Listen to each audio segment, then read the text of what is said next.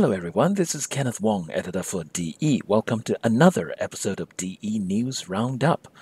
This week in San Francisco, the analyst firm Greenlight Insights is hosting XR Weeks, a conference on extended reality, so this episode reflects that.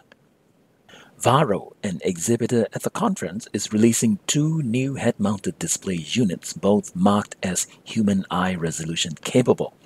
The new hardware is called VR-2, available in regular and Pro editions. VR-2 supports Steam VR content and the OpenVR development platform for Valve at high res, which gives developers the chance to build apps with 4K per eye resolution rendering. The Varjo headset includes eye tracking technology, and the new version calibration takes less time, according to the company.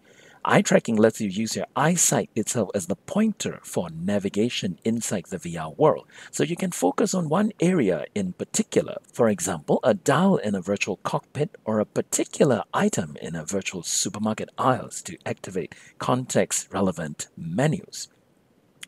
VR2 Regular and Pro are listed as $4,995 and $5,995 respectively. Software and support services run about $795, so this is professional use at premium price, targeting enterprise use for training and simulation that demands high-fidelity visuals.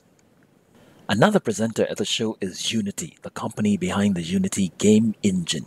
Unity sits between CAD programs and AR/VR apps as the bridge to make data transfer simpler.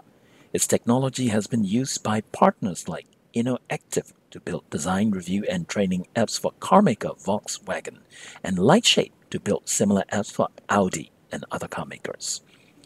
At the conference, Unity executive Tony Parisi, global head of AR/VR brand solutions, will talk about the use of their game engine technology in the experiential market, the emerging sector revolving around delivering immersive experiences. This week, Flyingshapes is releasing the first commercial version of its CAD application for VR, available today for Oculus Rift and HTC Vive headsets. The Flyingshapes VR CAD program uses Unity technology and is powered by mid-range and high-end GPUs from NVIDIA and AMD.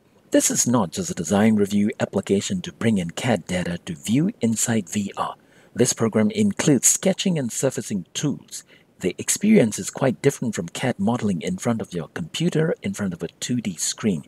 You'd virtually be standing in 3D space as you draw, sketch, extrude your profiles, and add surfaces to your geometry. We will have more footage from the show in a post-show episode. For now, this is all the news for this week. For other design and engineering related news, please go to Digital Engineering 24/7. That is digitalengineering247.com.